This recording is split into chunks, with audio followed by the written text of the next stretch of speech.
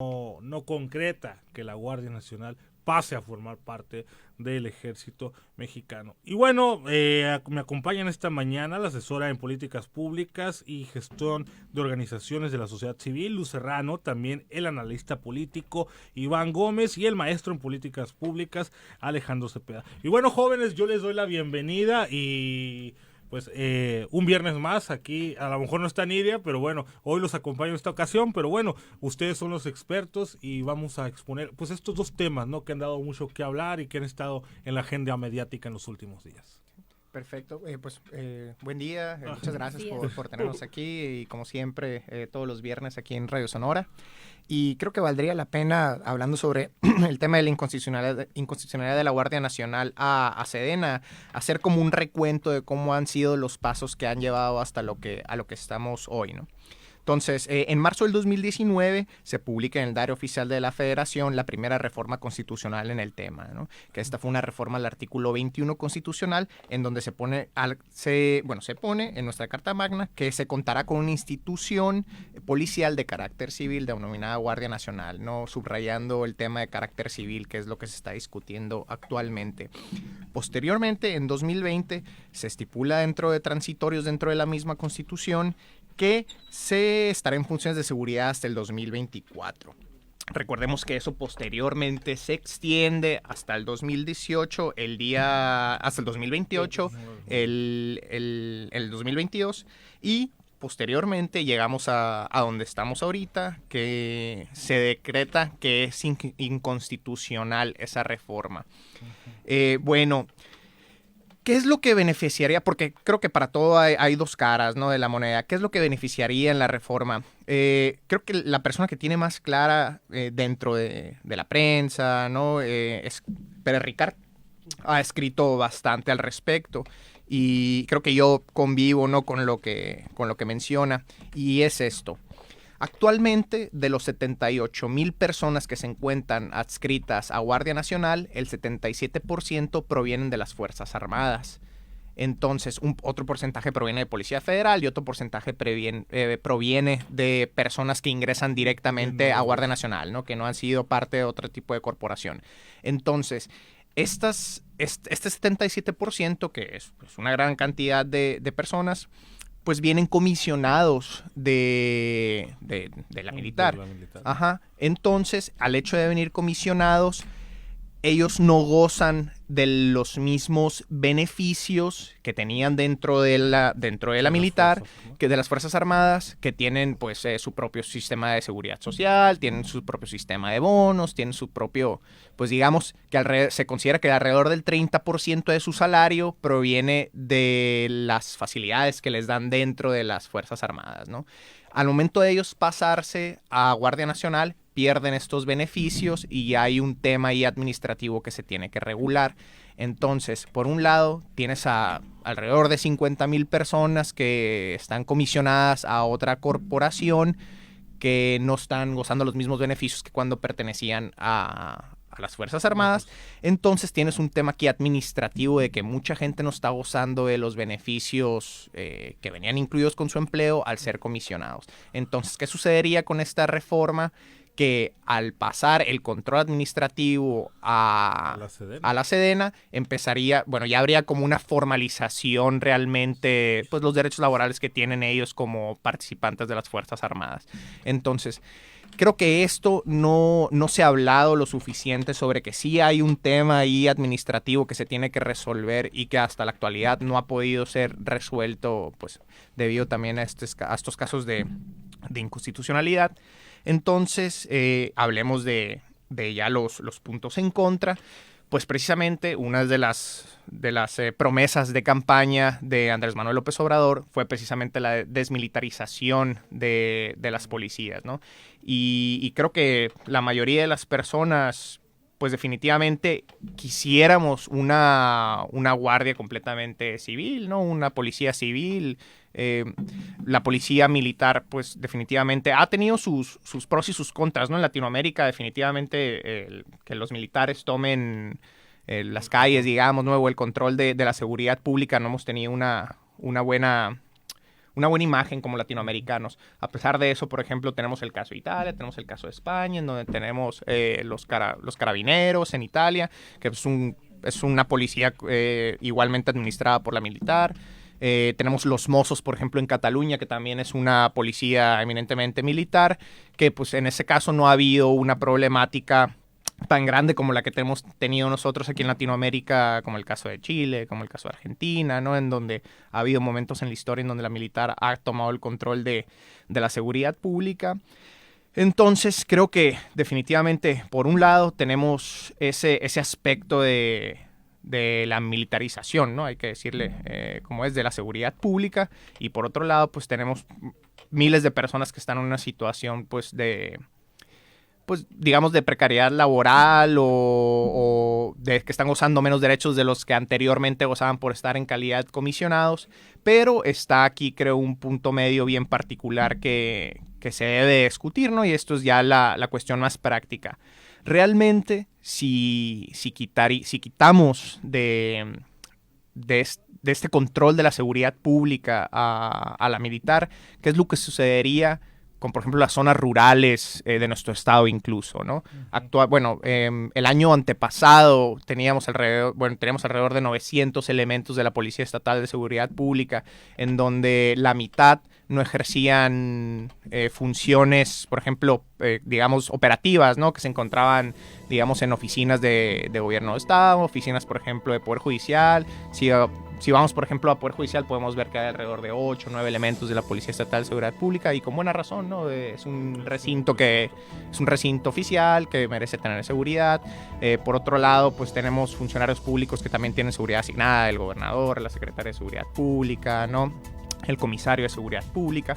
Entonces, todas estas funciones hacían que solamente la mitad de los elementos de la Policía Estatal de Seguridad Pública estuvieran en funciones operativas. Entonces, digamos, 450 personas para todo el estado, el segundo estado más grande de todo México, realmente no se podían abastecer.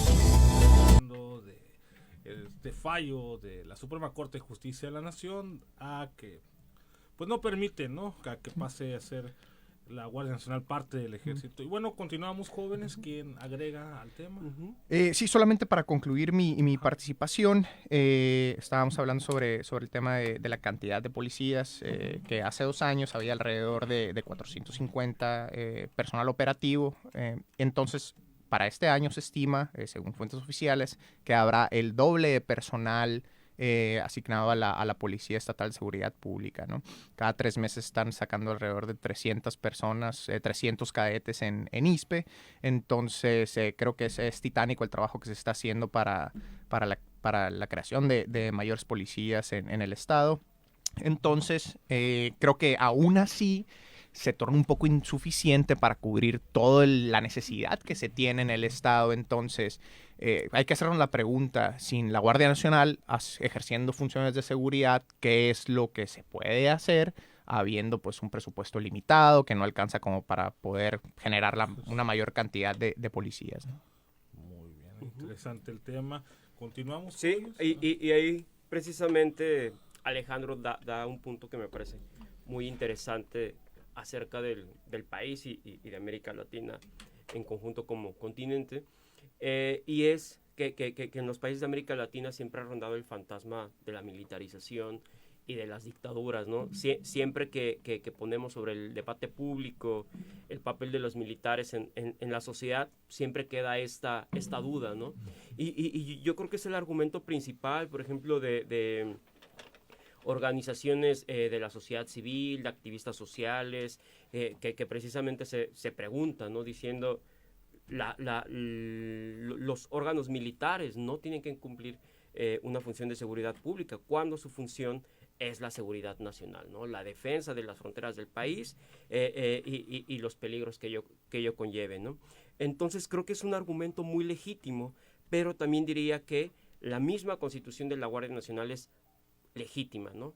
Y esto porque en su creación, precisamente en 2019, que fue aprobado en Cámara de Diputados y luego en el Senado, fue una creación constitucional, o sea, su existencia está en la misma Constitución, y que deviene de un proceso legislativo, como bien les decía, La Cámara de Diputados lo aprobó, el Senado lo aprobó, luego al menos la mitad de los congresos estatales aprobaron su existencia, ¿no? Entonces, es legal y es legítima, y además vale destacar algo, ¿no? Fue aprobada por la totalidad de las y los diputados, ¿no? En su caso. O sea, excepto una diputada que es la diputada Lucía Riojas, que fue la única que se opuso. De ahí en fuera, todas las fracciones parlamentarias votaron a favor, ¿no? Hubo posicionamientos muy, muy claros sobre la necesidad de fortalecer un órgano de seguridad pública de esta naturaleza, donde hubiera intervención, además de personal civil, personal del ejército, personal de la marina. Entonces fue un diseño institucional que se creó con el apoyo al amparo de todas las fuerzas políticas que existen en el país, ¿no? Entonces, ahí ese es un punto de partida que me parece esencial mencionar, y que de ahí devino un diseño institucional que justo obligaba, como actualmente lo dispone la ley, a contar con un mando civil, ¿no? Precisamente el gobernador Alfonso Durazo fue el primer mando civil de la Guardia Nacional como secretario de Seguridad Pública en su momento, y pues de ahí devino pues, toda la política de seguridad que ha permeado en el país en los últimos años, ¿no? Hemos de recordar que está fundada en un principio elemental, que es la defensa de los derechos humanos. Lo ha enfocado mucho el presidente de la República cuando habla de este tema, y que precisamente es un principio que se agregó en la ley de la Guardia Nacional que vino tras la reforma constitucional, que es la participación del Ejército y de la Marina, siempre y cuando hubiera una perspectiva de derechos humanos en el uso de la fuerza, ¿no? O sea, creo que ese es un punto esencial.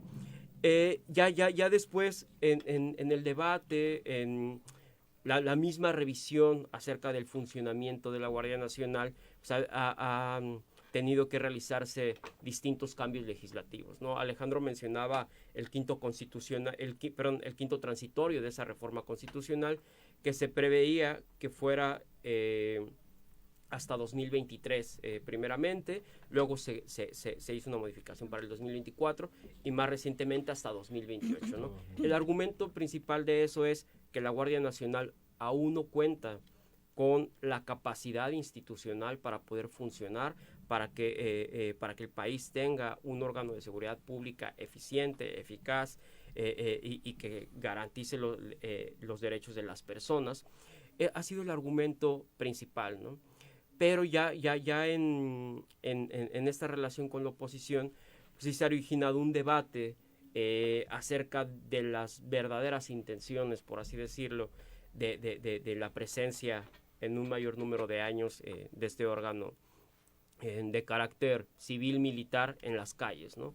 Se habla de una cuestión militar, de una militarización del país, y que creo que es justo tomarlo de manera mesurada. O sea, sí hablar de militarización en el país a cualquier persona le podría saltar. Sin embargo, ahí en este cambio legislativo que se estaba proponiendo, precisamente hay dos directrices, ¿no? O sea, me refiero a la intención de pasar la Guardia Nacional del mando de la Secretaría de Seguridad Pública a la Sedena, ¿no? Este cambio se refería principalmente a la cuestión ejecutiva, a la cuestión administrativa, donde sería la Sedena quien iba a tomar el mando sobre estas cuestiones. No obstante, las directrices e inclusive la estrategia de seguridad pública seguiría siendo elaborada por la Secretaría de Seguridad Pública Federal, ¿no? Entonces, habría participación de parte de las dos secretarías de Estado, ¿no? El mando iba a seguir siendo por parte de Secretaría de Seguridad Pública, a la par de que el mando de las Fuerzas Armadas, como bien sabemos, es el presidente de la República. Entonces, de ahí este debate en cuanto a la entrada o no la entrada a la Secretaría de Seguridad Pública fue lo que originó esta acción de inconstitucionalidad por parte de diferentes grupos de oposición, y que hace unos días, esta semana, precisamente a través de un proyecto del ministro González Carranca, pues fue que se echó para atrás, ¿no? Ahí precisamente el argumento es que no había razón, no era idónea que hubiera este tránsito.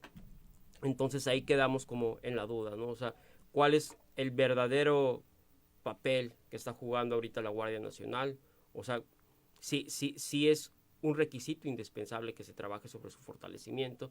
Sin embargo, creo que dentro del debate sí estaríamos pensando, por ejemplo, con los ejemplos que comentaba hace un momento Alejandro con los carabineros, sobre la participación de la Sedena en estas labores, pero ya no solo como en la parte ejecutiva, ¿no? Sino más de mando. Uh-huh. Luz, ¿qué podemos agregar? Muchas gracias. Creo que, el escenario es completamente difícil. Sí. O sea, por un lado, en el término de derechos humanos, pero también garantizar la protección a la ciudadanía. Creo que diversas encuestas y ejercicios también de consulta a la ciudadanía, pues muestran esta preocupación precisamente ante la situación que se está viviendo en el país, en la situación de inseguridad, a la cooptación que ha hecho el crimen organizado también. Y es un hecho que el pueblo lo demanda, ¿no? El pueblo muestra una confianza incluso en las instituciones de las Fuerzas Armadas, ¿no? Uh-huh. Y es natural, o sea, vivimos en una situación realmente extrema en la que se ve rebasado el Estado en las funciones de seguridad. Es una realidad, ¿no? Y creo que hacia ello también el Estado, el gobierno, el Ejecutivo, tiene que garantizar y buscar los mecanismos que garanticen la seguridad de la población, ¿no? Hay temas delicados, creo que Alejandro también e Iván mencionaban diferentes aristas, ¿no? Sobre esta situación y pues la resolución que tuvo la Suprema Corte de Justicia. Sí creo que actualmente es un hecho de que es inconstitucional, ¿no? No hay duda. ¿Por qué? Porque hay un artículo 21 constitucional que declara que la Guardia Nacional debe tener un mando civil, ¿no? Sin embargo, sí creo, y es un hecho, y es cuando se debatió este tema y se aprobó por las cámaras, todas las fracciones parlamentarias, incluso diferentes sexenios, diferentes gobiernos han impulsado el involucramiento de las Fuerzas Armadas para tareas de seguridad pública, ya sea ahorita que se quiere impulsar e integrar a la ley y de facto también, ¿no? Incluso no solamente hablando de la Ley de Seguridad Interior por Enrique Peña Nieto o la declaración de la guerra del narco que hizo Felipe Calderón, que evidentemente fueron atrocidades y viene aquí una cuestión de diseño de la estrategia de seguridad pública. Desde los años 40, 50, en México tiene un largo historial, ¿no? de uso de las Fuerzas Armadas para labores de seguridad. Incluso anteriormente tenían como una encomienda de la situación de drogas y también cuando todo esto de situaciones de crimen organizado, ¿no?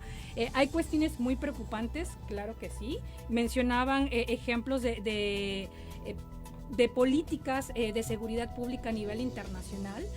Sí es un hecho que en los últimos 20 años las políticas han migrado de una participación meramente militar a un cuerpo policial profesional y de carácter civil, incluso en regímenes, no quiero confundir esta parte, sino incluso en instituciones que hay un híbrido. El caso de Francia no tiene la gendarmería, pero es un hecho que sigue predominado por una policía nacional y solamente la gendarmería actúa en las zonas rurales, ¿no? Entonces, sí hay preocupaciones, son totalmente válidas por organizaciones de la sociedad civil, también por líderes, por expertos en seguridad pública, ¿no?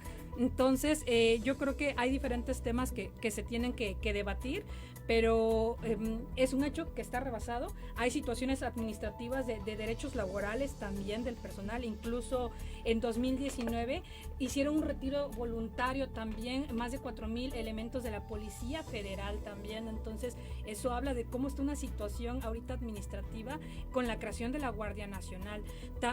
También es un hecho que se ha venido desmantelando desde hace más de 20 años la policía en términos de presupuesto, en términos de capacidad. Rápidamente con esta mesa de análisis continuamos con Luz, que nos va a dar su cierre en cuanto a este tema, y vamos a dar apertura al otro, que es la posible desaparición del INAI. Bueno, Luz, continuamos contigo. Muchas gracias. Sí, como comentaba, ¿no? Que hay diferentes aristas, ¿no? De discusión de este tema, y creo que hablaba también de las labores de inteligencia que tienen que tener, ¿no? Las instituciones de seguridad pública, en este caso la Guardia Nacional, ¿no? Y que sí, además de la capacidad operativa que deben tener las instituciones, en este caso, bueno, específicamente la Guardia Nacional, los elementos también que participan en ella, hay diferentes preocupaciones que se vuelva más allá de una operación por uso de armas, ¿no?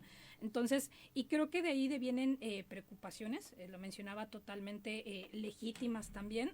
Sin embargo, es reconocer, ¿no? Es reconocer que hay actualmente ya una institución en la que se ha enfocado las labores de seguridad, dada la coyuntura que vive nuestro país. Sí, es un hecho que es declarada también a nivel constitucional. Sin embargo, pues ahorita, a partir de este fallo, pues existe, ¿no? O sea, la instrucción de que se siga operando y manteniendo bajo las tareas de seguridad pública, ¿no? Hay elementos, sí, creo que el fondo también, se creó un fondo a partir de esto para el fortalecimiento precisamente de las policías estatales, las policías municipales.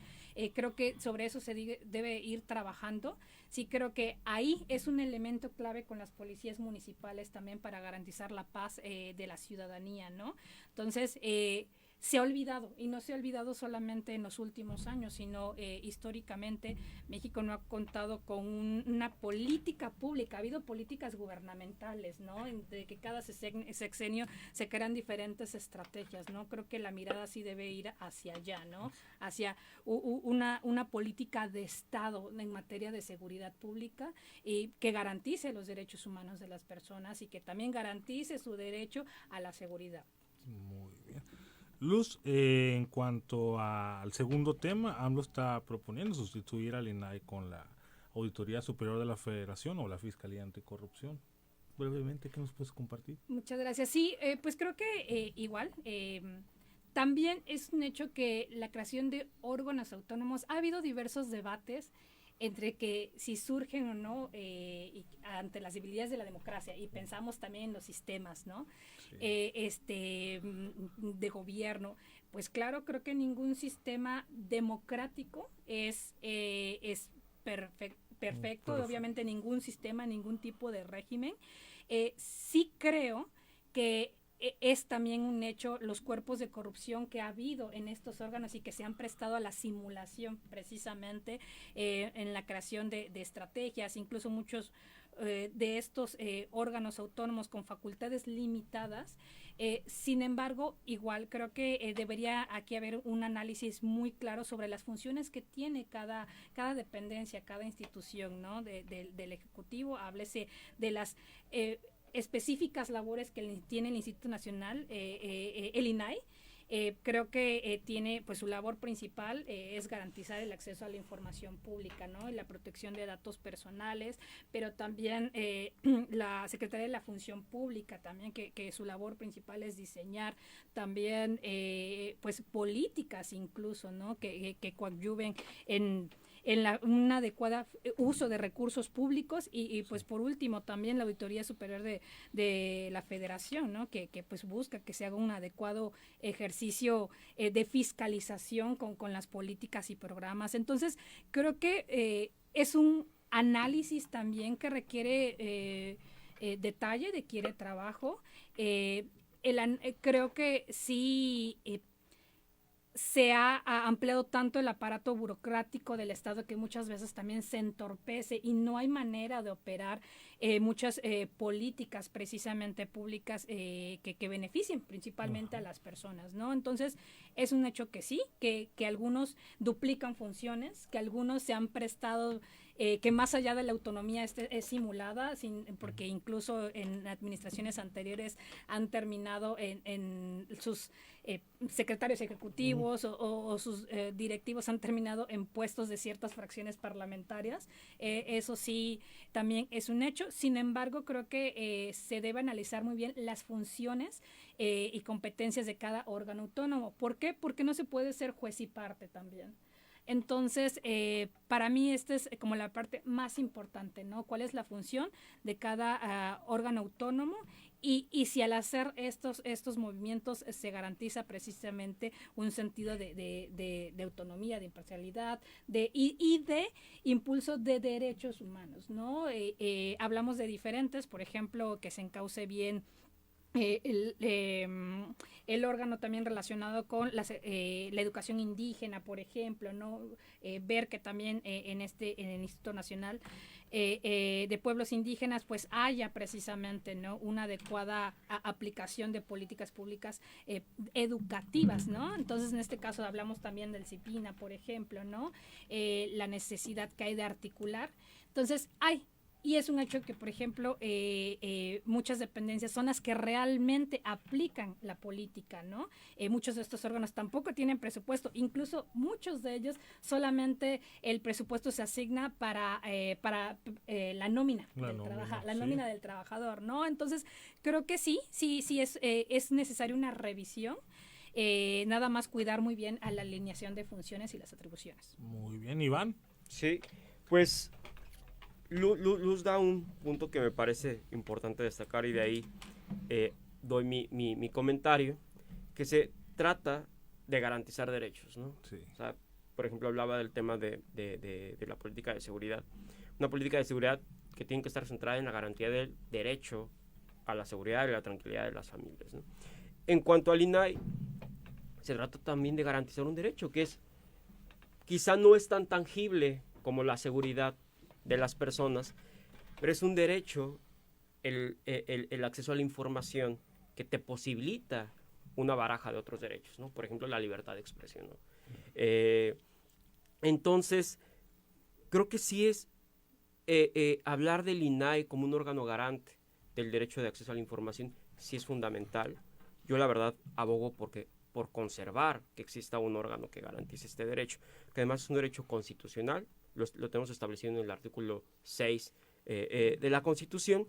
Sin embargo, más allá de solo decir que se quede o no se quede, que yo creo que el argumento del presidente es ponerlo sobre la mesa, no es necesario que vaya en los próximos días a emitir una iniciativa para su derogación, sino que pone al debate público la importancia de este tipo de órganos, por ejemplo, como en su momento lo hizo con el INE, como ahorita lo menciona con el INAI, y que hace unos días también lo hizo con algunos órganos descentralizados y desconcentrados, que ahí sí registró una iniciativa de ley, ¿no?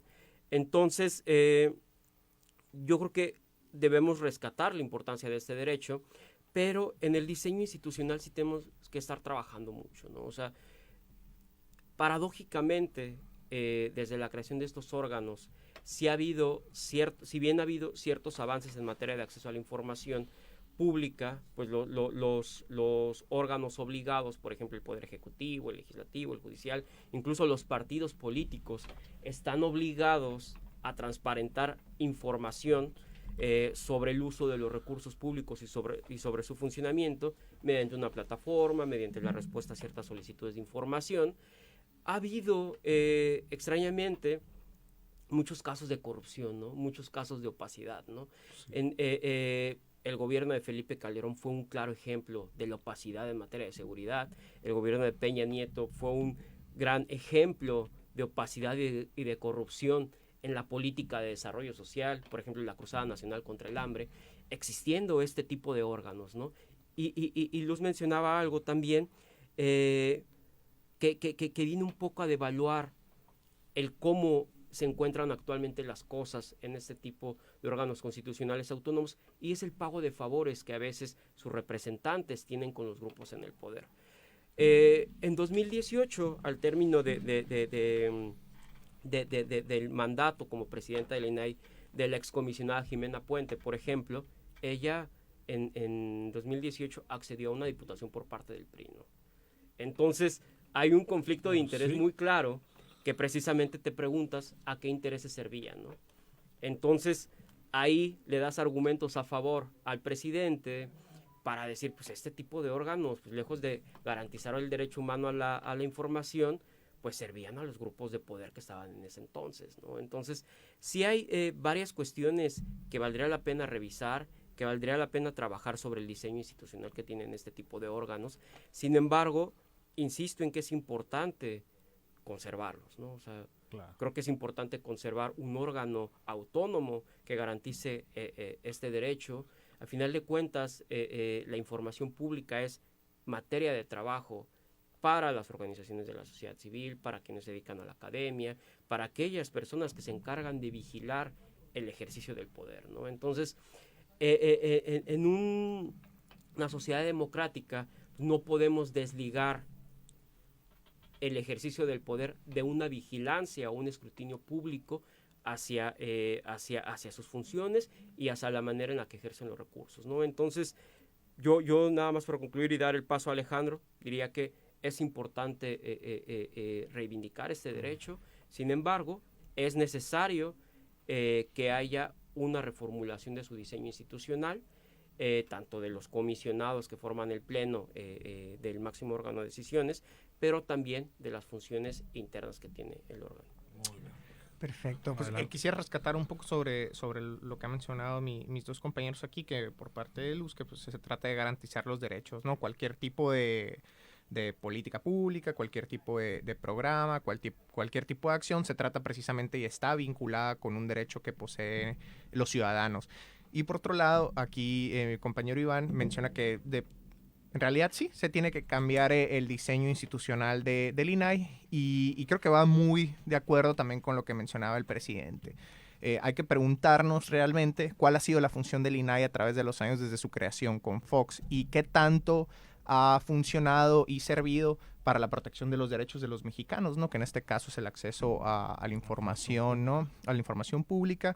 Entonces, en lo particular, que en sí tal vez, y ese es digamos, el objeto, ¿no? Pero ¿cuál es el objetivo de eso? Es precisamente combatir la corrupción. Entonces, ¿qué tanto ha sido vinculado el combate a la corrupción a la existencia del INAI como tal? Digamos que ha sido pues una función pobre. Yo también estoy de acuerdo aquí con el compañero Iván de que tener una institución que se dedique a eso con completa autonomía, yo también lo considero positivo, pero consideremos la historia de esta institución para el combate a la corrupción y podemos vincularlo con algo, yo creo que nulo, ¿no? Entonces, yo no considero que el INAI en lo particular haya abonado a la protección del derecho al acceso a la información de las personas. Porque una cosa igual también es el derecho a la información, tú requerirla como ciudadano, y también creo que deberíamos de transicionar hacia opciones más de transparencia en donde todos los datos estuvieran libres para poder acceder sin una solicitud de por medio.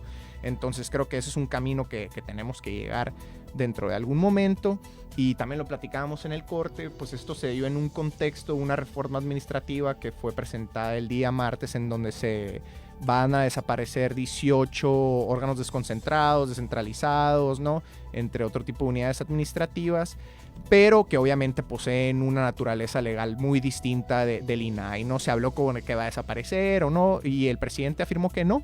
Y precisamente creo que se refiere a uno porque también conoce que pues para poder desaparecerlo, para poder derogar el artículo constitucional que lo prevé, pues necesitaría una mayoría calificada y la mitad de los congresos. Entonces se le ha dificultado obtener sus votos dentro del Congreso últimamente. Entonces es un escenario muy complejo el poder desaparecerlo, a contraste de la reforma administrativa que tiene actualmente en el Congreso.